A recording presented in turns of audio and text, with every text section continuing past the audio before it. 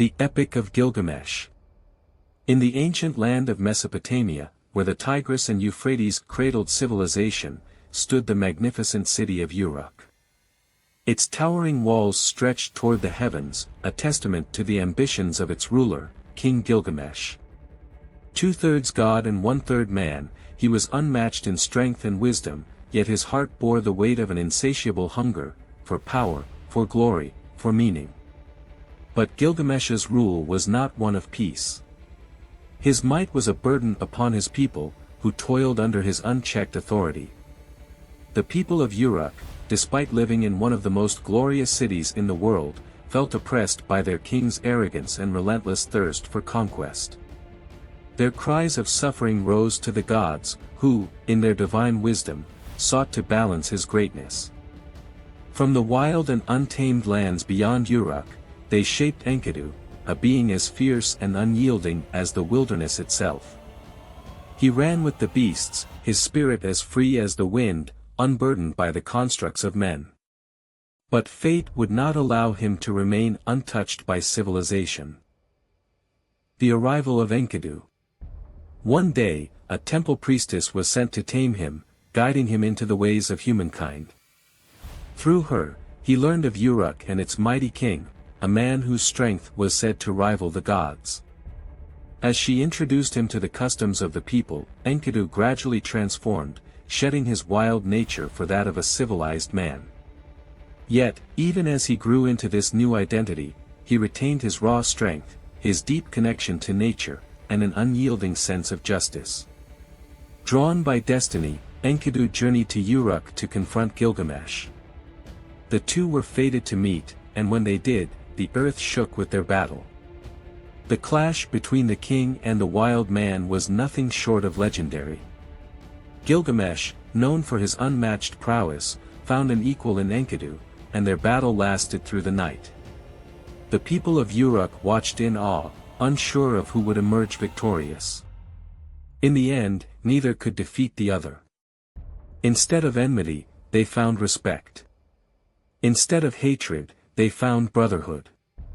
A newfound friendship was forged, one that would redefine their destinies. Enkidu, the man of the wild, had found his equal in the mighty king, and together they would embark on a journey that would shape the course of history. The quest for glory. With adventure calling, they set forth on a quest that would etch their names into legend. Their journey led them to the sacred cedar forest, home to the monstrous guardian, Humbaba. This creature, a terror of the gods, possessed a voice like thunder, and his breath carried the power of death itself. The gods had placed him as the protector of the sacred trees, ensuring that no mortal could challenge his dominion. Yet, Gilgamesh and Enkidu were undeterred. Armed with their unshakable resolve, they ventured into the depths of the cedar forest. Every step they took carried the weight of destiny. As they approached Humbaba's domain, the air grew thick with tension. The monstrous guardian emerged, his form towering over them, his eyes glowing with a divine fire. The battle that followed was fierce and relentless.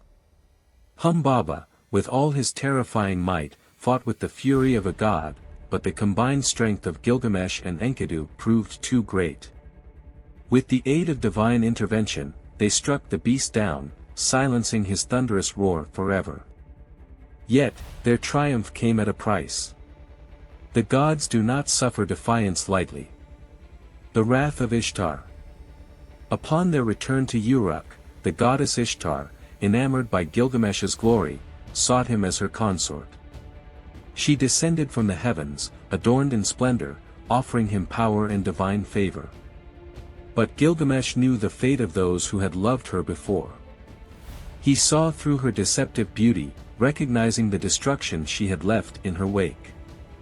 He refused her advances, rejecting her with words sharper than any blade. Scorned and humiliated, Ishtar's fury knew no bounds. In her wrath, she ascended to the heavens and beseeched her father, Anu, to unleash the bull of heaven upon Uruk. The beast, a force of divine retribution, descended upon the city, bringing destruction in its wake. The ground quaked with its every step, and the people of Uruk cried out in despair. But once more, the two heroes stood together, unyielding in the face of divine wrath. With unparalleled bravery, they battled the celestial beast. The struggle was fierce, but in the end, they triumphed, slaying the bull of heaven and saving Uruk from its doom. The death of Enkidu. Their defiance, however, was the final insult to the gods. Enkidu, the wild heart who had become human, was struck down by divine decree. A slow, wasting illness took hold of him, draining his strength, his laughter, his life. In his final moments, he cursed the day he left the wilderness, lamenting the fate that had brought him to this end. Yet, in Gilgamesh's arms, he found solace. He died not as a beast, nor as a mere man, but as a brother, immortalized in memory.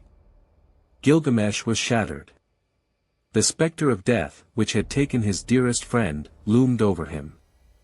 Fear took root in his heart. If even mighty Enkidu could fall, what hope did he, Gilgamesh, have? Unable to accept mortality, he set out on his most desperate quest, to find the secret of eternal life. The search for immortality. He journeyed through scorching deserts and across vast mountains, pressing on despite exhaustion and despair. He sought out Utnapishtim, the only man who had been granted immortality by the gods after surviving the Great Flood. After countless trials, Gilgamesh finally reached the distant land where Utnapishtim dwelled. He pleaded for the wisdom to escape death, desperate for an answer that would grant him eternal life. Utnapishtim, however, offered him no easy solution. He set Gilgamesh a test, to remain awake for 7 days, proving his worthiness. Yet, even the mightiest cannot defy their own nature. Sleep overtook him, and he failed. In his despair, he wept, for he had come so far only to be denied the very thing he sought. Yet, there remained one final hope. Utnapishtim revealed to him a sacred plant, one capable of restoring youth. Gilgamesh seized it, his heart soaring with triumph. He would return to Uruk, not only as a hero but as one who had conquered death itself. But fate, cruel and unforgiving, had other plans. As he rested, a serpent slithered forth and stole the plant, vanishing into the shadows, carrying away his last chance at immortality. He watched helplessly as his hopes crumbled before him. The return and wisdom gained.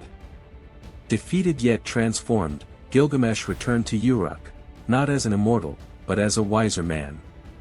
Standing upon the great walls he had built, he gazed upon his city with new eyes. He saw not a kingdom to be ruled, but a legacy to be left behind. It was not endless life that granted meaning, but the impact one left upon the world. In this, he found his answer. Thus, the Epic of Gilgamesh endures, a tale of heroism, loss, and the search for meaning. A story whispered through the ages, now retold in the silent library.